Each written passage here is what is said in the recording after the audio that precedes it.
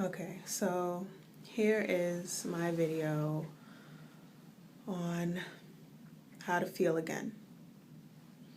And because I learned through experience, that's just the way I've been coming on and speaking about things. I'm going to use my experience and share it, and hopefully this helps.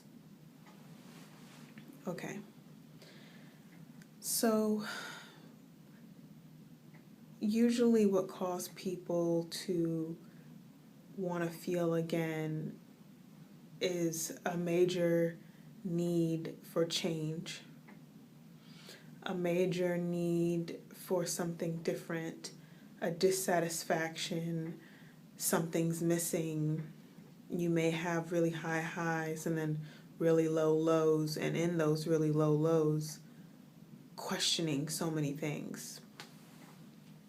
And now here's a step-by-step on how to tap into self-awareness and into your true blueprint bit by bit. Number one, if you are in an environment or in a situation where you are surrounded by one agenda that for some reason doesn't feel right within your soul, but you have no support in confirming your newfound beliefs about this environment, here's the thing to do, because that's where I was. You want to learn how to have a dialogue with yourself and your brain and your mind out loud and on paper. So whichever one you like the most, or a combination of the three, you want to learn to have a dialogue with what's going on in the moment with you at all times, without expectation of actually doing anything about it, because that can cause a lot of anxiety and fear and resistance. So the first step is to just take the time to know what's going on with you in as many moments throughout the day as possible. Anything from mundane things to large things, such as, this room is making me cold. The person next to me squeaks their voice and it makes me really uncomfortable. Getting this work done is a really big stress on me. I don't feel comfortable with the way this person is speaking to me, even though I can't necessarily put my finger on or articulate exactly what I feel they're doing to me. It just doesn't feel right. In this hour of the job, I feel trapped. In this particular class, I feel pressured. You want to take a note on how you feel in every given moment, in every situation. So with this group of people, I don't feel connection. I feel like I'm working hard or faking it. In this relationship, something's missing and I'm feeling unsatisfied. Something's not being filled. You really want to take account of these things, because what happens is we all feel. That's the voice of God. We all feel, and then what forces us to keep going in the direction that no longer serves us is deciding to ignore that voice. And so we ignore the voice when we get the trigger, and then we have a pleasant time. We get a break, and then we hold on to that pleasant moment as if the trigger never happened, and then we're just putting more veils over our eyes every time. Every time we choose to ignore a moment of how we felt, then we add a layer of the veil. It's common in relationships. You're in a relationship and something's not connecting, and then one day you go out and you have lots of fun, or you have that one night when you have great sex, and then it makes you forget about how you felt without truly addressing it.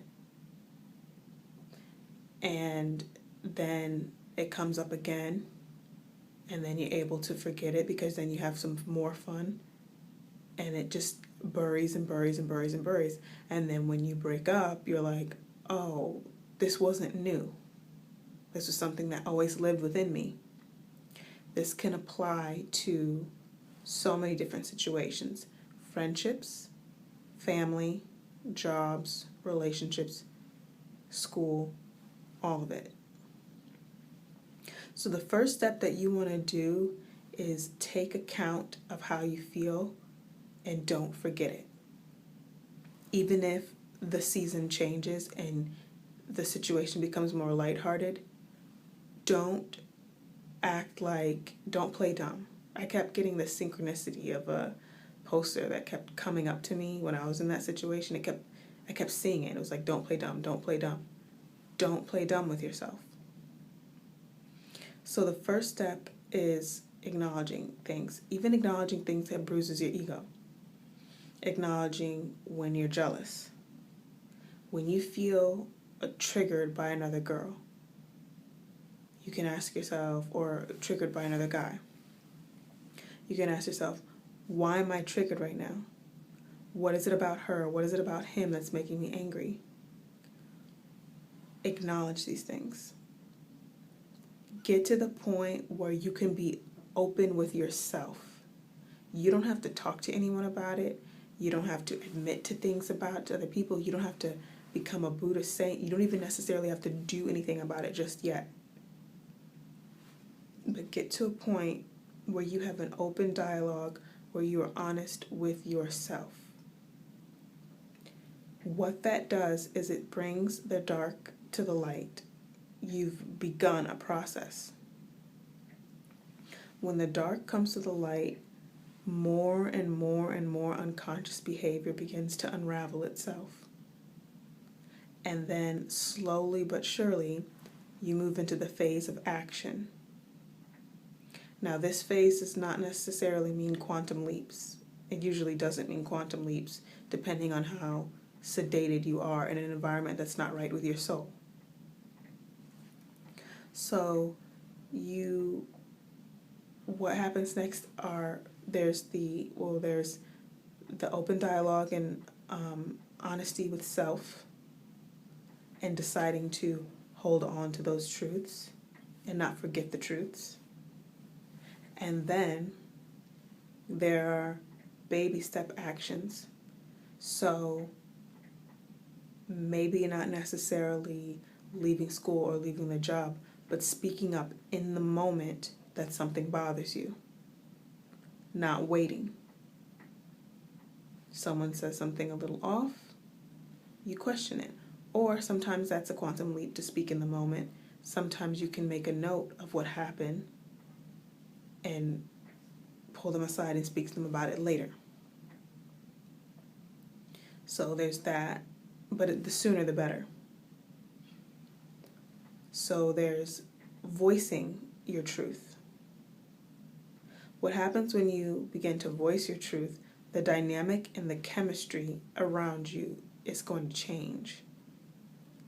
You're going to bring up other people's subconscious issues and concerns that they have chosen to bury. And then what happens is, so you have an open dialogue with self. You then begin to speak your truth, operating from it, even if it takes little bitty baby steps. The way you do it can be a process where you do what's comfortable for you. And so I know with me, I just said, I wasn't at a place where I can make quantum leaps, so all I could do was tell people how I feel. There's a period of just telling people how I feel all the time. And in doing that, that began to change the dynamic. Then once you start telling people how you feel all the time, or showing how you feel all the time, then comes baby actions. Slowly but surely backing up these things that you feel with taking action. So let's just say you tell someone, I don't like it when you do XYZ. You've gained up enough courage to realize you don't like when they do it. Be sure about that you don't like when they do it. Then you gained up the courage to mention it to them. And let's say they still don't change.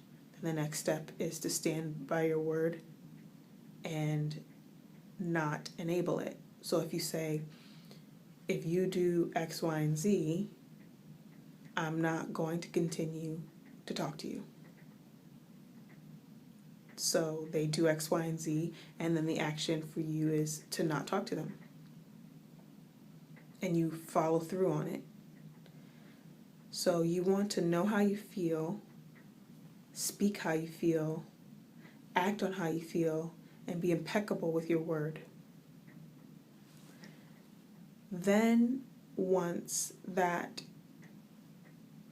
phase comes through, then that's when you gain more momentum, more faith, more confidence, and you're able to make more quantum leaps.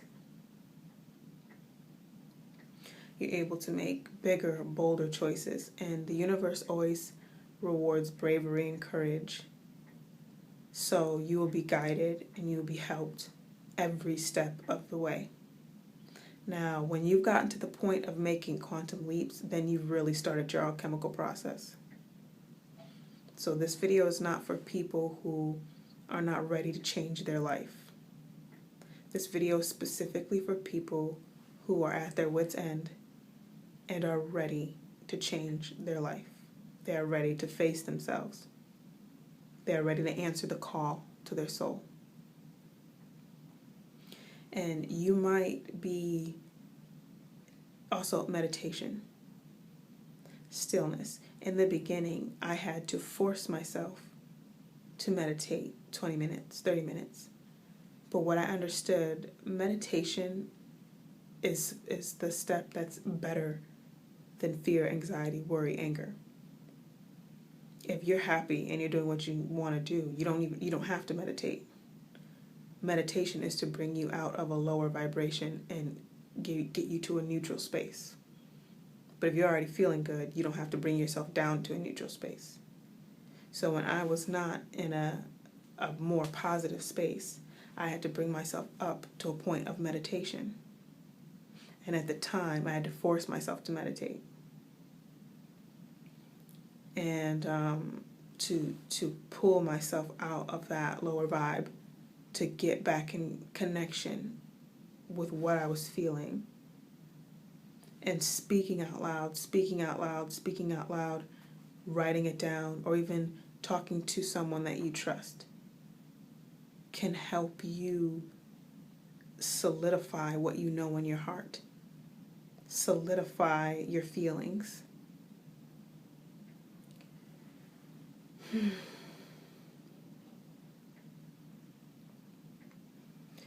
The key to tapping in how you feel is not to disassociate. The key into tapping into how you feel is to act on how you feel 100%. Now, that takes a big level of dropping your ego. And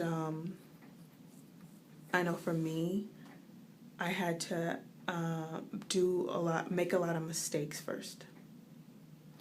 I'll give you an example. So it's not ladylike or etiquette for a woman to be sexually free. I'll go there. But it was in my heart to allow myself to explore that. Now, I'm past that point of needing to explore that in that way.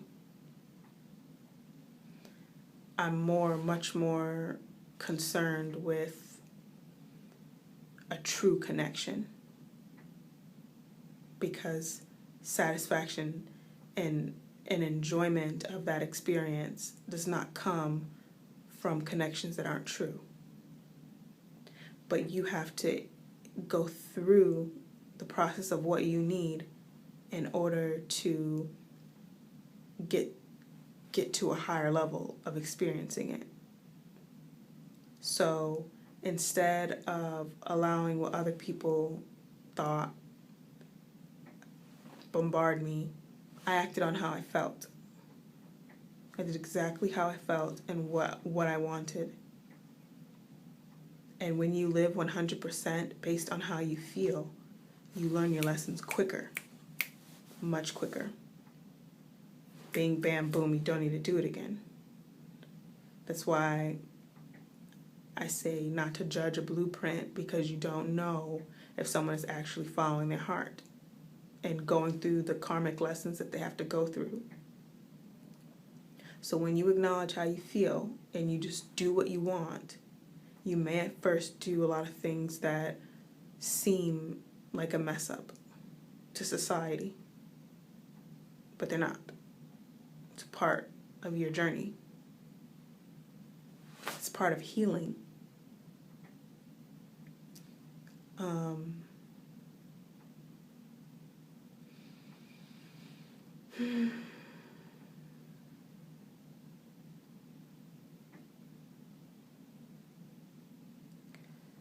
Writing, speaking out loud.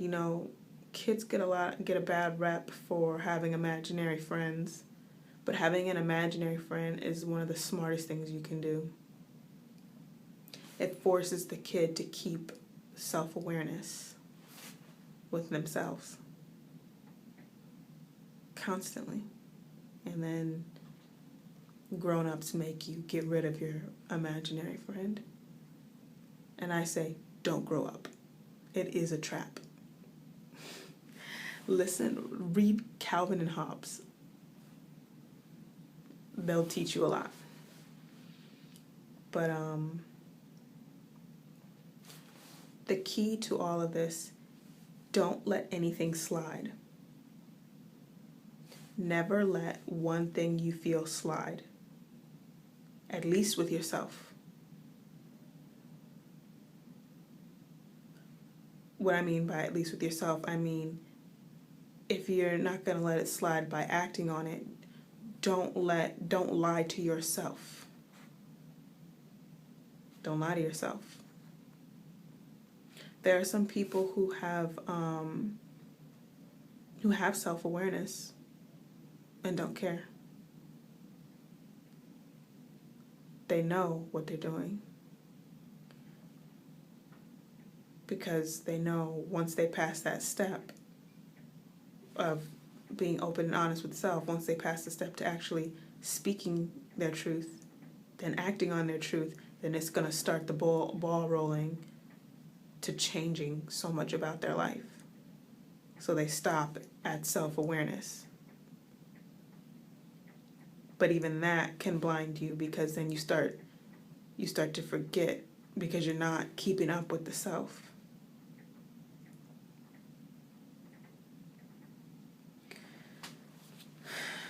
But those are the steps. The steps is to acknowledge how you feel by meditation, catching what it is in every moment. If you have to write it down, if you have to speak it, if you have to talk to a friend, catching what it is in every moment, not forgetting what it is, not disregarding what it is until it's solved.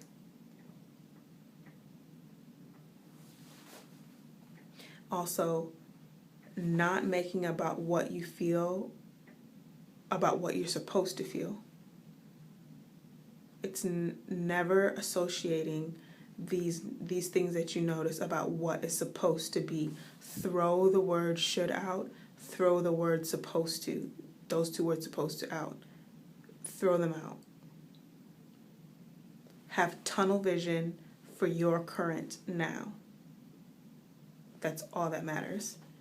It doesn't matter if everyone in the room doesn't feel that way, or if everyone in the world doesn't feel that way, or if you've been told for 16 years that it's left. If you feel right, you write down right. No matter if you've been told left for years. For some, that will be an activity in its own,